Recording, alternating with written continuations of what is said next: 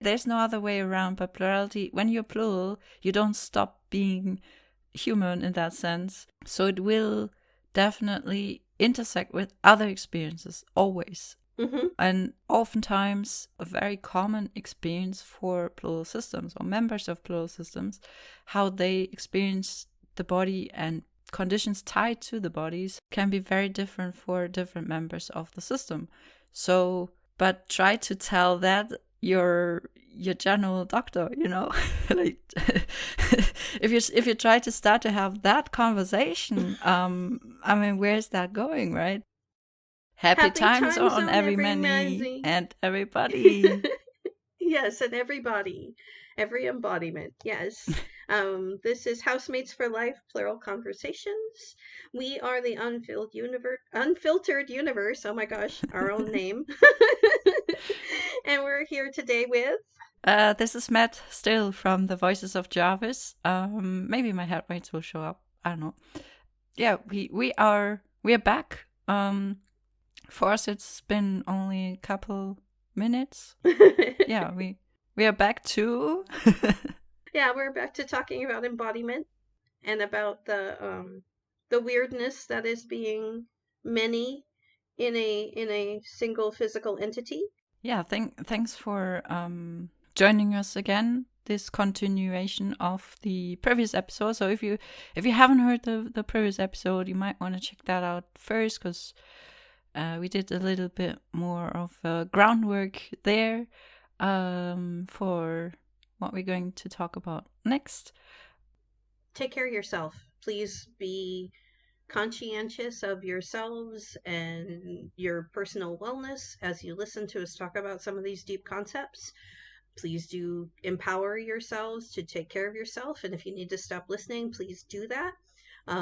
We never know ourselves in the unfiltered universe when we're going to bump up against something that our headmates are just not ready to talk about together.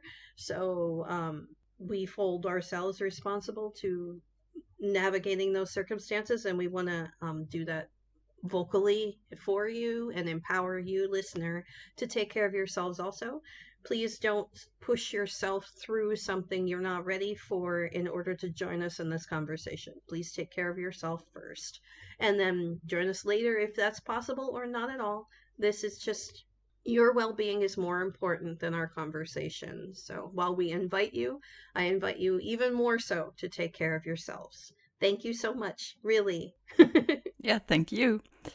And I would like to add specifically for this part of the episode that we also will talk about transgender experiences. It will briefly kind of slightly touch also on some transphobic concepts. So if that's something you're uncomfortable with, we will put a timestamp in the episode description so you can skip that part. So without further ado, I guess let's just dive into it, right? Because in the previous episode we talked a bit more about embodiment itself, what that means to us personally, our systems, and now we will talk a bit more about experiences with embodiment, like being plural, being embodied, and also especially being plural embodied in a society. And we will start off with talking about the intersection of plurality and other embodied experiences. Like we will talk a bit more in depth about being transgender and plural, and the gender fuck that usually comes with plurality. Yeah. But also this kind of, we want to make a more general point that also extends to other embodied experiences, like disabilities, physical disabilities, mental health, mental disabilities, neurodivergence, ethnicity, race, all that kind of stuff that is like tied to an embodied experience as a human. intersecting with being plural on top of it or below it. I don't know. Adjacent, I don't know. Yeah. So what we really want to clarify here is that to preface this preface this Preface usually, but it's okay. With that to us personally, to our system, gender is not all too important to us. I mean, so gender itself is like, it's part of our experience, but it's really a small part of our embodied experience and identity. Most of our system members are pretty gender apathetic and indifferent. Like, most of us have a specific gender, but it's not that important to us. Mm-hmm. And the expression on the body is also a lot less important to us, or to most of us, than the social impact that comes with it. Because unfortunately, for some reason, and we don't get it, but society is very obsessed with gender and biological sex and gender roles and all these kind of concepts, and we just trying to be ourselves in that kind of very rigid-minded society. That's where our main struggle lies, rather than the gender experience itself. But anyhow, that's just preface. What we actually want to talk about is the intersection with our plurality. And there's a very nice, interesting paper that came out last year in end of 2023. And the funny thing is that the title of the paper is "It's Just a Body." Wait, let me see what's the full title. Where is it? Where did I put the paper? There it is. So the title of the paper is "It's Just a Body: A community-based participatory exploration of the experiences and health care needs for transgender plural people." And the nice thing about this paper, and why I think it's so important and worth mentioning here on the podcast, is that it's partially like the group of authors includes plural systems as well. And the paper is specifically talking about plural people, not about people with dissociative identity disorder who are under the plural umbrella. But this paper actually talks very inclusively about plurals as a whole. The plural experience as a whole is using very inclusive language. And I don't know, I think it's the first, or one of the very first research papers out there doing that.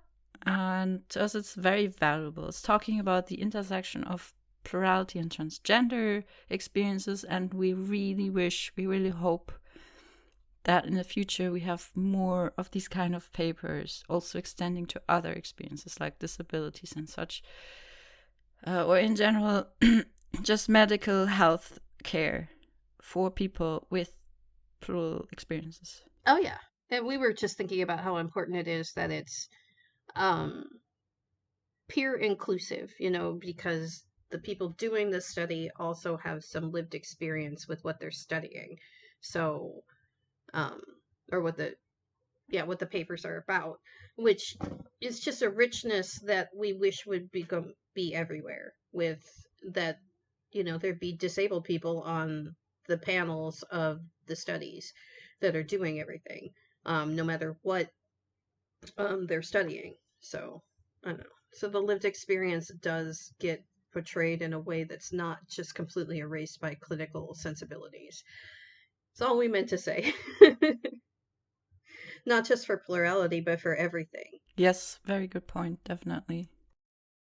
And we personally like the paper because it resonates so much with our personal experience, because our plural discovery kind of went hand in hand with our transgender journey. Like understanding our gender identity kind of revealed our full experience identity to us personally, and this paper, just simply the title, it's just a body, it speaks so deeply to us. It speaks so deeply to how we feel about this whole topic. It's like, it's just a body, so stop making a fuss about it, you know? It's like, we really feel seen by this publication, by this survey, this research they've been doing. It really feels like it's done for us, not only for us specifically, but the subculture group that we belong to as transgender people. It really feels like this study is made for us. I don't know how to express it, you know. Because when we became aware of our system and transgender identity, and then we started seeking help for it, like first of all therapy, and in the long run medical treatment for trans medical treatment. I'm losing the words here. It's been a long day. Gender affirmation. Yes, thank you. And it comes with a lot of fear, you know. It's like, and a lot of like, really, you need to be very strategical. Unfortunately, you have to be very strategical about how you go about it, because, you know, on one hand, we wanted help or support for our plural discovery, because in the very beginning, it was very overwhelming for us. You know, discovery, I think, is rarely very easy. It's very smooth for people. So we wanted support for that. We wanted therapy. We wanted help. We wanted answers. You know, but at the same time, we were afraid, if we out ourselves as plural, if we might even get a diagnosis for our plurality, what would that mean for our future? What would that mean for our future plans as being transgender and maybe seeking transmedical or like gender affirming medical health care? Do we get that even if we are out as plural? Will people trust our judgment about our body and our identity if they disregard us, let's say, as, you know, mentally ill? Yes. Or you know, not being able to make informed choices about our body and stuff like that. These are really go on. Oh, we were just going to say, we just wanted to validate how real the impact of plural stigma is in the medical community. Like, they will all of a sudden decide, because this is going on with you, you're too unstable to make choices about your body. That's a very real thing that impacts people in transgender journeys so profoundly. You know, it impacts me. I'm not on a transgender journey right now. I mean, I'm trying to a gender expression kind of thing. You know, we're figuring it out in my system, but we really don't feel like our relationship to our body is going to change much. So we don't want to talk over you. We just wanted to state clearly where we sit on that, so people can put our comments and things into context as you relate your story. And yeah, I mean, feel free to add your thoughts, because, you know, we're just talking about this from the intersection with transgender, just because that's at the forefront of our mind right now. We're 3 months in on our hormonal therapy right now. I don't know if you can hear it in our voice. I don't know. We're so excited for you guys. Thanks. Well, and there's our voice cutting out. We've been talking too much today.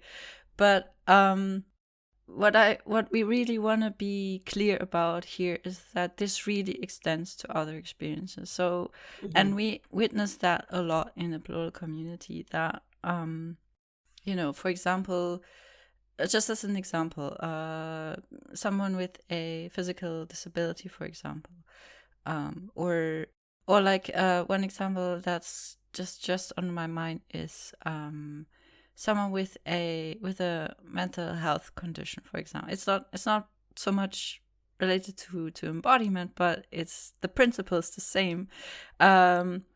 Is being in a support group, for example, for certain mental health condition, and then outing yourself to that group as plural, and then suddenly, and then being suddenly rejected from that group, being told, and this happens, and this happened recently. We witnessed that somebody to a plural system outing themselves in a self-help group as plural, and then being told they can't join that group anymore. They need to seek other help, more specific help for their plurality first. It makes us angry. Yes. We can't really focus right now, but it's like being told that you need to fix this first, quote unquote, like just paraphrasing what that system has been told, like fix that first, go fix your plurality first, then you can come back. I mean, I'm really paraphrasing that, But that's what it feels like. yeah, exactly. It's the sentiment of, oh, you're broken, you are damaged, you're too damaged for us, you need to get rid of that first. We are too scared to treat you, we are too scared to be with you, whatever. Before they even find out anything else about it is generally my big stick up and anger point. And sorry, we are heated a little bit about it. It's like we do get defensive on behalf of other plurals when these things happen to them, because it's like you don't even know what being plural means for this system, because every system is so unique. You don't, unless you've done some exploration around what that means and what they mean and why they're bringing it up, you don't know. So shutting the door in somebody's face is completely inappropriate, and we just get so upset about it. Mm. And it's like, it feels like this is, I think this is Will right now talking. Hi, Will. It makes me so angry, and I just come to the front and be like, fuck all this. It's like, to me, I get the impression that it's like, when you're plural, you're just that. From a singular point of view, it's like when you're plural, you're just that. You can't have other mental health issues. You're first and foremost, you're plural, and that's your biggest quote unquote issue, and that needs treatment, that needs priority, and in some cases it does. It is very impacting on life circumstances, but at the same time, we are still human beings, as a whole, at least. Forced to be, even if we don't want to be or don't recognize Yeah. our own humanity. Yeah. And even when you're a plural system, you can have disabilities, you can have physical and mental health issues as anybody else in this world, in the same way, or even in very nuanced different ways. We come back to that later. But what I'm trying to say is just, we are not just plural and just that, and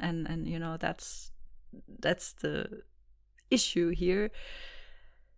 We can be plural and this, we can be plural and that, and we need support regardless of our plurality, right? And and just because we are plural doesn't change much. It can change things up a little. I'm kind of losing the thread here. It's okay. It's okay.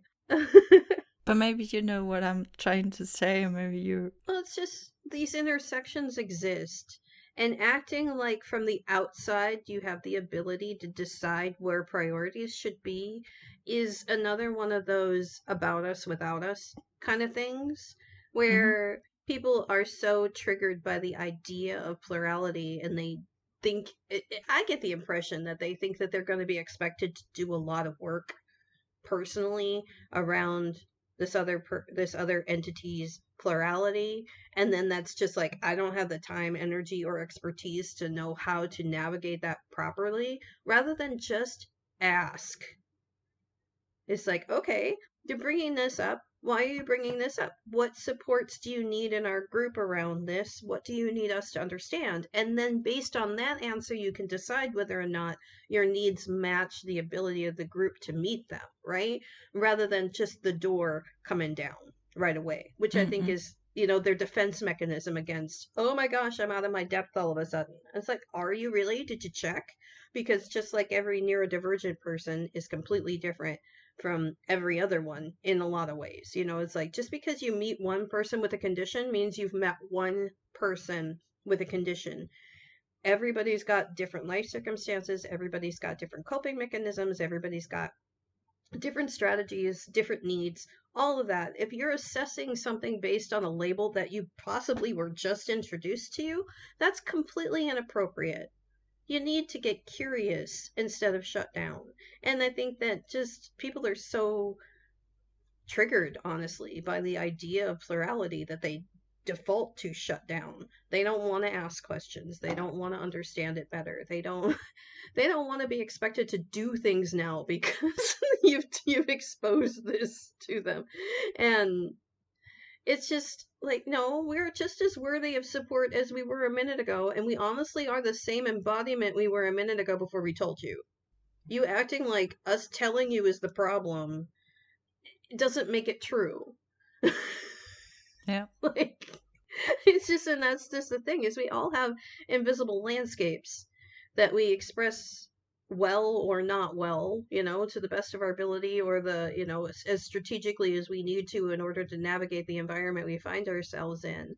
Um, it's like the idea that these people don't know someone who's plural already, who has not been able to tell them that they're plural, or doesn't even realize that they're plural themselves yet. Like, just, you do. Everyone does. Everyone knows someone who is plural who just doesn't know that they're plural, and everyone knows someone plural who doesn't know how to tell you that they're plural. Just, unless you live like under a rock. If you have a handful of people that you know and a handful of celebrities that you follow, more than likely there's someone plural in that bunch, no matter how big or small it is. Mm. Yeah, I had a bit of time to recollect my thoughts, and yeah, I just want to circle that back to the research article Mm-hmm. um because I think there's just not enough information and awareness out there about the intersection of plurality and other experiences. At the moment, it feels like very much like this is plurality and this is one thing and these are other things, other conditions, but there isn't really much awareness about how plurality, it just inevitably, no, wait, how do you say that? Inevitably. Inevitable, whatever. Yeah. It just, plurality just, there's no other way around, but plurality, when you're plural, you don't stop being human in that sense. So it will definitely intersect with other experiences always. And Mm-hmm. in oftentimes, because of plurality, it will intersect with a lot of experiences. Not necessarily a lot of different experiences regarding the body, but a lot of psychological experiences. Like just thinking about you have multiple personalities, so there will be multiple conditions for each admit, and then tying this back to the actual topic, the body, the embodiment. Every member of a plural system will experience bodily conditions in a different way. Not necessarily, but that's also a very common experience for plural systems or members of plural systems, how they experience the body and conditions tied to the body, such as disabilities, for example, or medical health problems, or chronic illnesses whatsoever. Pain tolerance can be very different for different members of the system. So, but try to tell that your general doctor, like if you try to start to have that conversation, I mean, where's that going, right?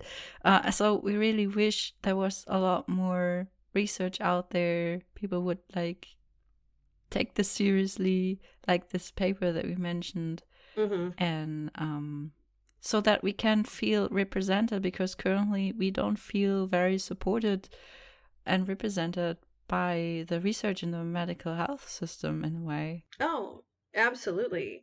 And because of that struggle of being a plural system in a singular physical embodiment and realizing that there's so much nuance between um, different teams for us in the way that they front, in the way that they relate to the body, lets us know how much the way that we communicate about what's going on with our bodies, with our medical professionals, is flawed.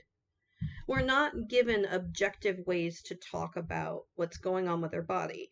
That fails everyone, not just um, plurals, but plurals can see it from more than one angle at a time at the same time, so we can see it more clearly than some people who are not plural can.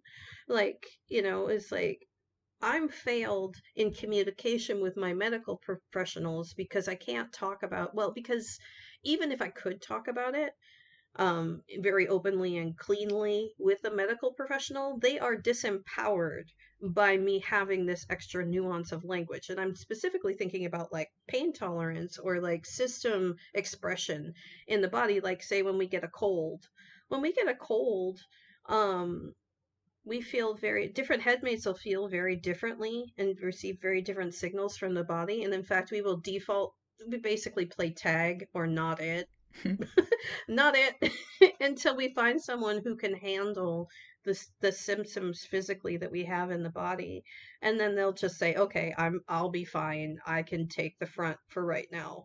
And then they'll just be, because we're kind of an all volunteer front, we don't leave people up front who don't want to be there, because life is generally such a joy if we don't do that to each other. That only the people who want to be there have to be there, or until the point where somebody has to stay. It's like we try not to do that to each other, and the flow of headmates through the front is usually rapid enough that there's always somebody who's going to either find joy in the challenge, or just have that be the thing that they can do that other headmates can't. It's like they tolerate pain real well, or they're not really bothered by bodily symptoms so much. But that also means that they probably have a deeper dissociation from body signals. So we have to be very cognizant in ways that we haven't been able to establish yet, with how that all plays out in our system, right? Because as we're playing these from a singlet doctor's perspective, it would look exactly like we're playing rationalization games and using our dissociation to get out of having to feel pain or discomfort, which is a real thing. It's a real thing that happens and that people can do. And because they can do that, we need an objective way to talk about pain and symptoms and discomfort, rather than just like the pain scale. It's like, no, I need an objective way for you to recognize what's normal and what's effective and what's helpful from an objective point of view in what's happening with my body, and not have it be tied into how we talk about it. Because how I talk about it as an embodied white woman, right? They're going to see me on my medical charts and see this is a white woman of this particular age, right? And they're going to use their own biases to determine how they handle the kinds of complaints that I have and the ways in which I talk about them and the way I express my emotion in my body. I'm being judged on all of that when I'm in a medical setting. And that fails everyone who has an embodiment. It just does. Versus like if we had I think there's like some sort of thing that makes um pressure on the body that they use to judge a pain scale objectively. I think it's called a TENS machine. I don't know that much about it, but like people who I've heard from, who I've talked to from chronic pain and chronic illness communities talk about trying to want a more objective way to talking about pain. And because, distress tolerance is also a thing where you can not suffer so much from the things that are happening to your body, even if the things that are happening don't change. We have this capacity to change how much the signals we get from our body impact us. That is a human ability that we all have, but plurals relate to that ability very differently from singlets. And there's a language barrier but that language barrier is very, much that we're circling right now. But, it's like it just reemphasizes the problem that's inherent in all of us. Because if getting back to the initial point, if we try to talk to our doctor about how, well, our headmate feels it like this and our other headmate feels it like that, and they're like, okay, what does that mean and what do you want me to do? It's like, I don't know. Yeah. Because we've lost the ability to communicate about what's really happening. It's like, I have no idea because I feel pain subjectively. How do I know when a pain is problematic or a signal of a larger problem? I lose the ability to communicate with the medical system because of that. And it's hard. It's just really hard. I don't have solutions. I just have really interesting words about the problem, Yeah, I was about to say, this is Matt again, that, Hi. I'm also like one of those handmaids who has a high pain tolerance or can easily disconnect from, like, I can feel the things on the body, but I can like disconnect myself so much that I can like kind of watch it from the outside in a way, feel it from the outside, like not as a part of my experience or my pain. It's just a pain. It's not my pain, Right. And then I can like be very, very pragmatic about it. But that might lead to just downplaying it, neglecting it, which we did a lot, or I did a lot in the past, which we now try to reclaim a bit, like, okay, but this is still a body, this is still a body in pain.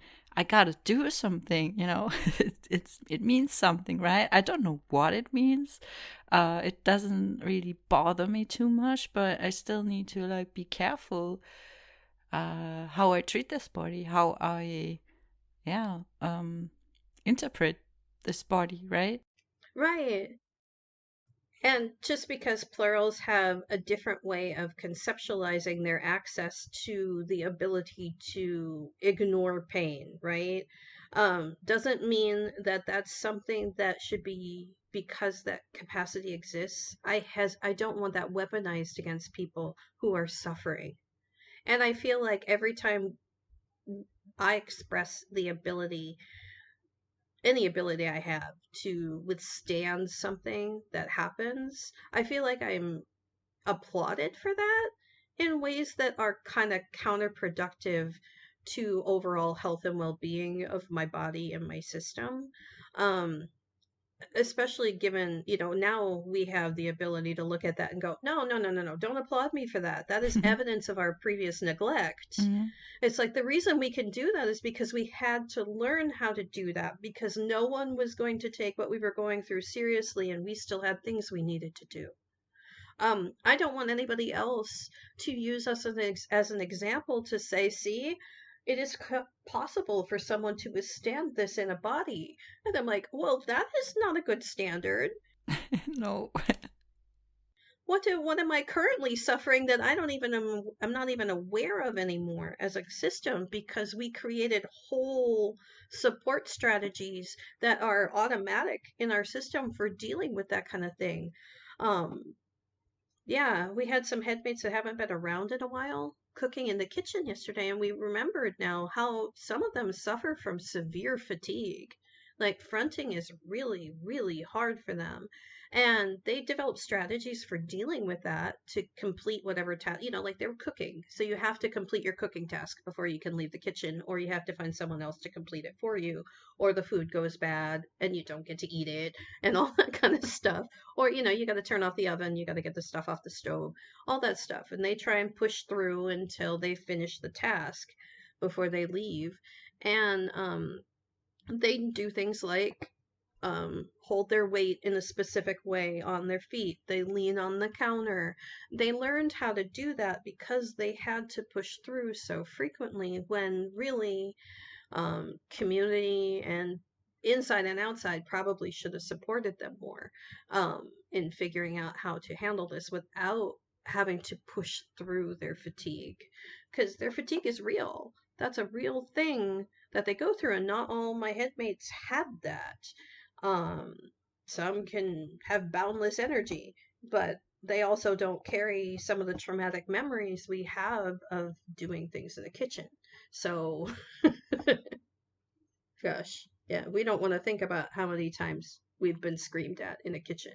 Um, but I don't think that's a coincidence, you know. And I don't think everyone wants to deal with my body deserves all the details of what I've been through, especially if they're not going to put it into a context that is supportive of me now, you know.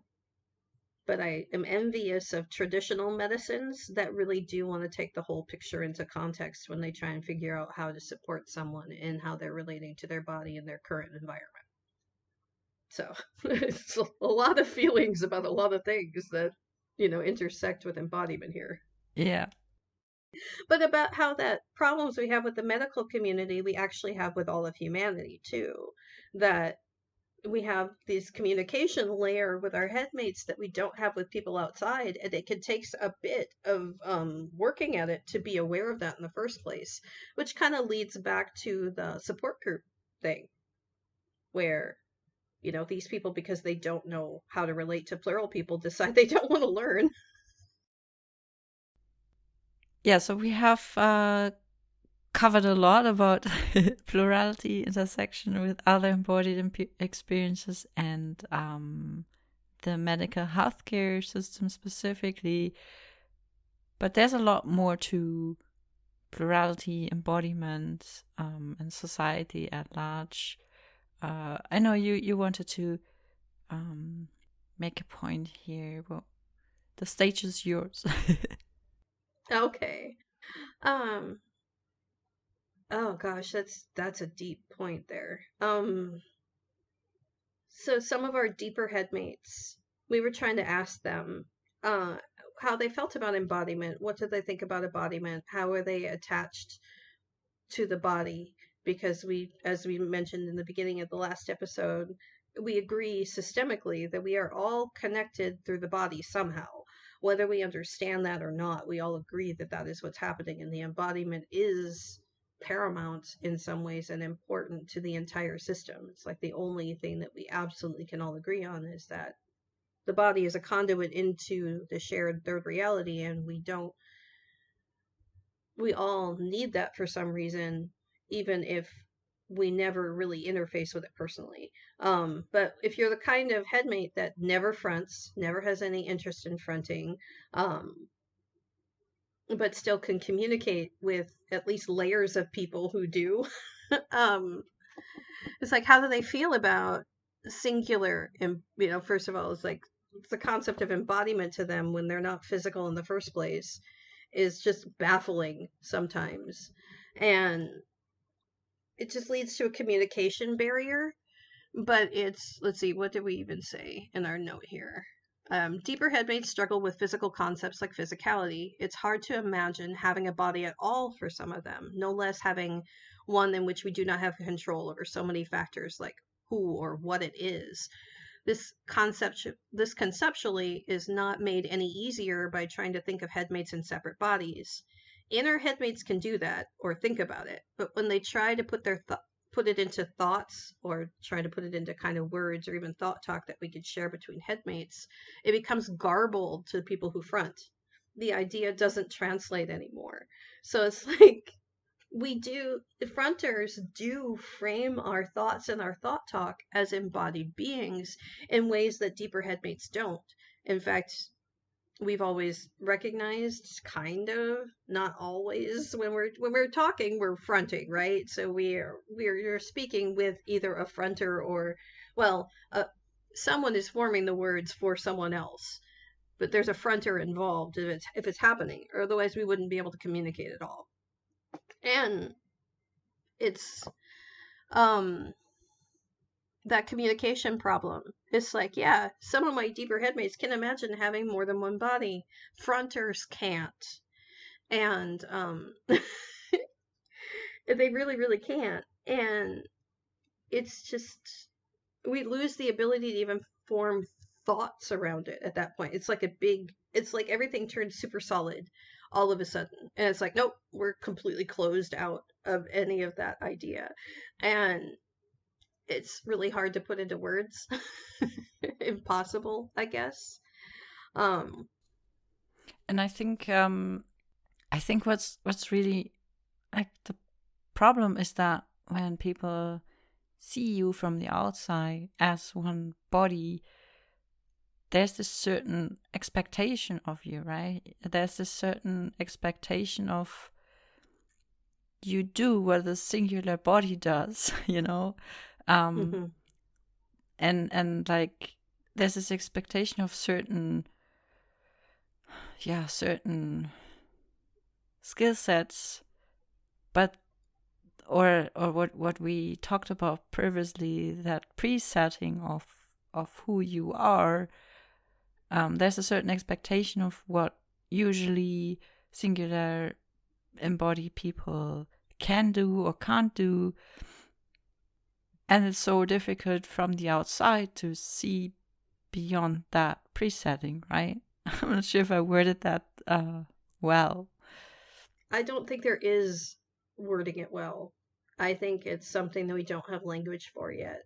So we're doing the best we can with approximation at this point. So. Yeah. But since this is a podcast by plurals for plurals, I think our audience, I think a lot of this will just resonate naturally without words.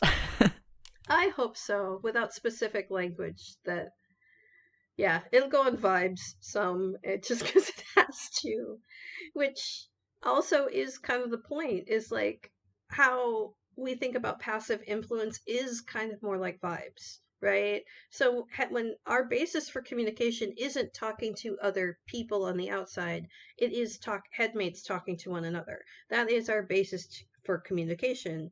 That's where we start our communication process, where we decide what it is we want to communicate and then start choosing the words and the context for how we want to communicate it, right?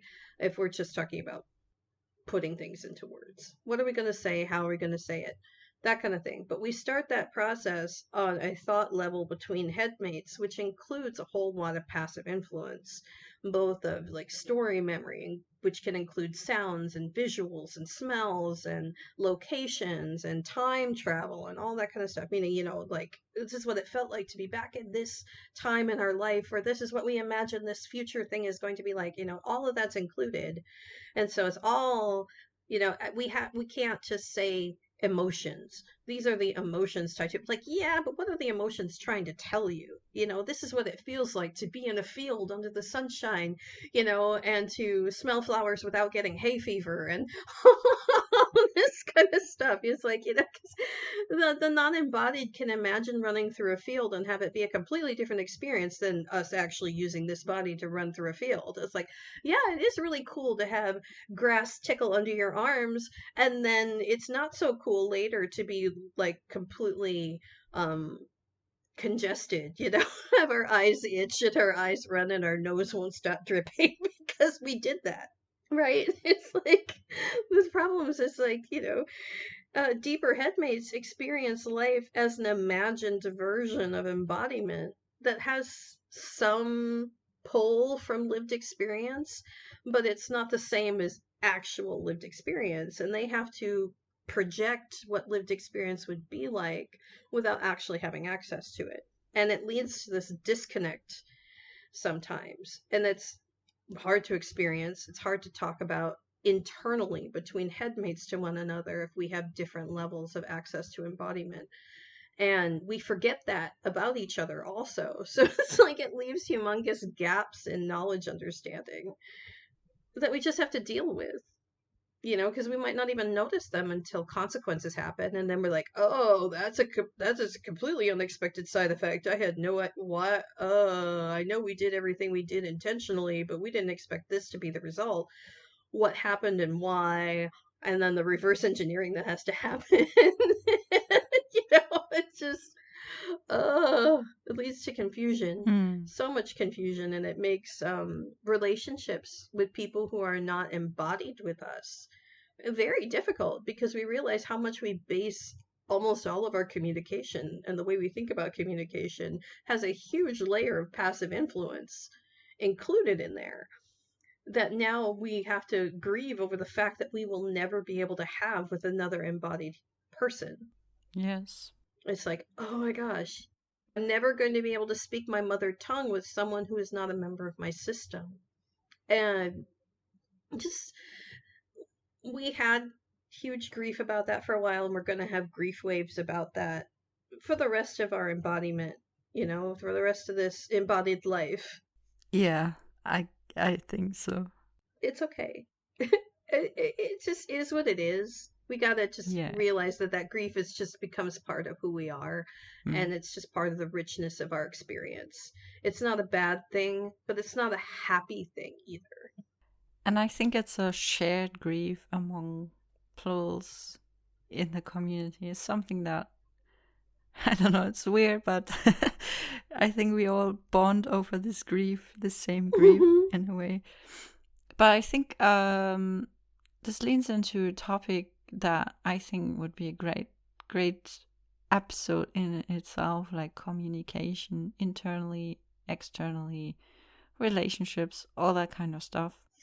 We might have to do each of those as its own episode, honestly, but yes. Oh yeah. But coming back to the body itself, I think and like the body and communication, because what we learned on our plural journey so far, and I spoke a bit about this before at the beginning of a previous episode, how we learn to better connect and communicate with our body, or rather have the body communicate with us. Because bodies do speak to us, not with a voice, but with their own kind of language. And as a system, and as mentioned before, we are partially very, very, very dissociated from our body, and disconnected from bodily experiences. So it was kind of, or it is, quite a learning curve for us to actually hear the body, quote unquote, hear the body and listen to it and understand it, interpret it correctly. So since that's kind of been like the main thing we learned, or are still currently learning, since our discovery, and how we try to better navigate our external life is through the body, and giving the body a mic. And having the body not dictate, but sometimes it is like the body dictates sometimes our life, for the better or worse. But really giving the body the same or similar importance as any member of our system. Like if we hear a system member from the back saying something or sending feelings or whatever, thought talk, we try to respect that. We try to listen, we try to understand it and figure out, okay, what does that mean? But we started to do the same thing with our body. Like, if the body has pain, if the body feels tired, if the body is hungry, or if the body feels the need to move and exercise, we start to pick up those signals and like try to be like, oh, okay, oh, you want to move right now, okay, let's do some exercise. Or, oh, you need some rest right now, okay, let's lie down for a bit. Instead of putting our egos first, let's say, and be like, no, I want to do this right now, I want to do that right now. Or, you know or being like dismissive about certain signals, like, for example, hungry. We In the past, we often ignored or couldn't even feel that we are hungry, because there were other things that we wanted to do in that moment. But now it's like, okay, body's hungry, body gets a say in what we do next. Okay, let's get food, let's cook something. Right.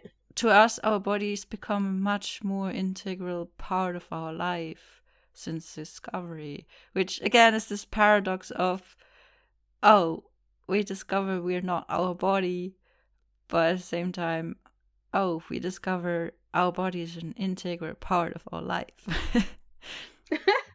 Oh, yeah. I mean, we don't have time for us to get into how our journey to understanding and speaking our body's language happened way, way, way before this most recent discovery. Um, we were working on that kind of stuff for like 2 decades before. Um, but we love hearing you guys talk about it. So some other time we might talk about our journey through doing what you guys were describing. But part of it, I will just hint at that. Yes, I know it's cliche, but part of it we did do through yoga. We did yoga weekly for 11 years, and that really taught us how to listen to our body and really speak its language a lot more.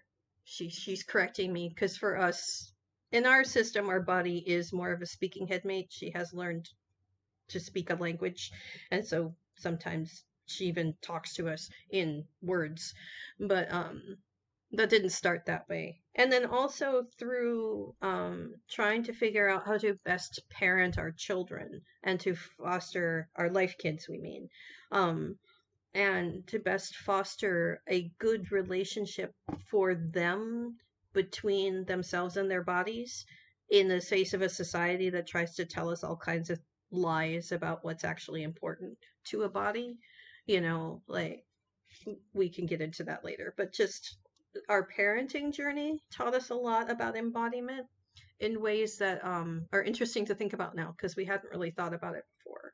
But yeah, between yoga and parenting, we gained a different relationship to our body long before we had this current recognition of being plural. But that's also a good point, because this is not like necessarily restricted to being plural, right? Mm-hmm. There may be a different layer of plurality and embodiment, but I think anybody, anyone Mm-hmm. could benefit from better communication with the body. Oh, same. Absolutely same. And then you bump into those other problems we were talking about earlier about how other people are going to talk about your body and about other people are going to talk about a generalized and standardized relationship between non-bodied entities and communication through the body. It's just like I say that rather than just the standard singlet version of body mind. It's like, okay, it's a little more complicated than body minds, but I guess body minds would have been more concise. We should have stuck with that. Oh well.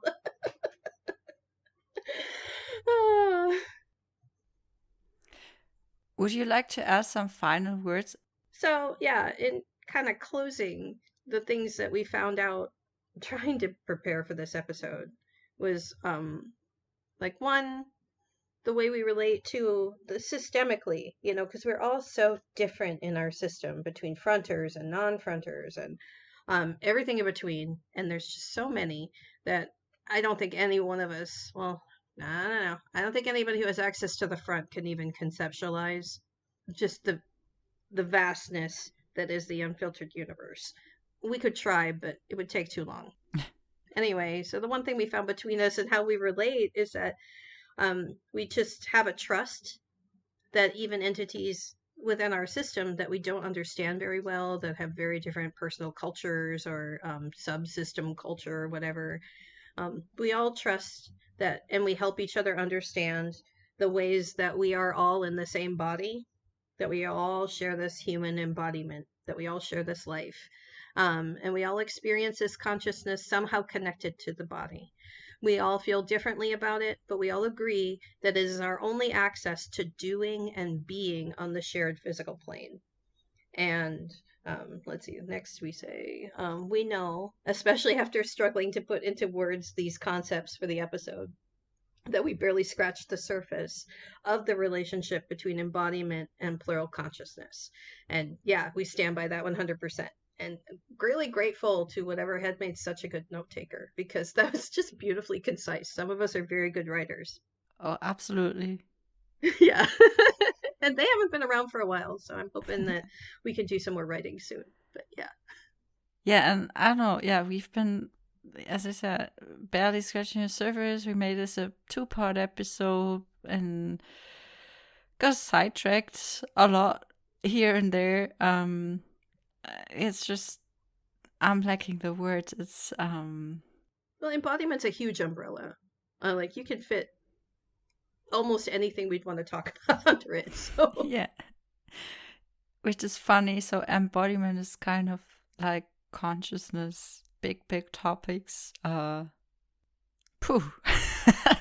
Let's wrap this up here, and thank you, audience, for sticking with us on this 2-part journey on embodiment. We hope you enjoyed. We hope you learned something, that things have been resonating with you, or maybe stirring up some disagreements. Let us know in the comments. Everything. Yeah, everything you feel safe about. Yeah, we're happy to continue the discussion in the comments.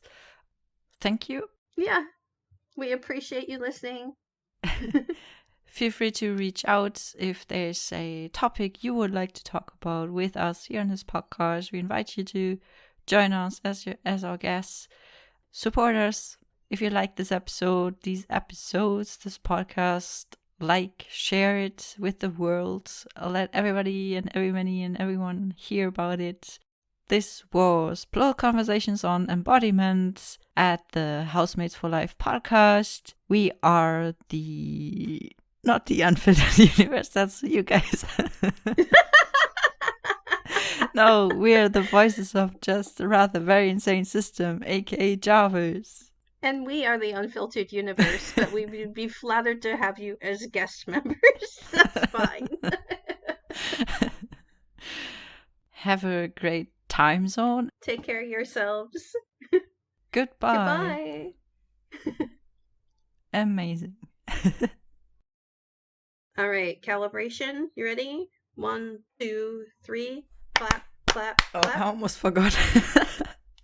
Because I'm used to doing the counting, and then I was irritated because you were counting. Oh, do you want to? You can do it. No, it's not a problem. I need a challenge sometimes. Okay. Well then, happy to oblige. Tip's hat. Clap, clap, clap. So the first one's more about self-concepts and how we deal with the fact that we are embodied with or without our consent. And then yeah, a bit more conceptually, a bit more philosophically, and the other is more like, okay, right, now what? Yeah, exactly. Meanwhile, some of my non-human headmates are like, hey, I'm not a concept. I'm like, you're not a concept, but people are going to understand you kind of conceptually. Fucking language. You know, it's like clap, clap, clap. And we are the unfiltered universe, but we would be flattered to have you as guest members. That's fine. Oh yeah, that would have been a nice topic to talk about. Like, if we could like jump bodies, you know. Anyway, that's a Yeah, different topic. very different topic. Clap, clap, clap. If we get into a little, we'll try and keep it brief about Don't try. Okay, fine. Clap, clap, clap. But also we really noticed how how confused we are. We've been talking so much today. Oh, no kidding.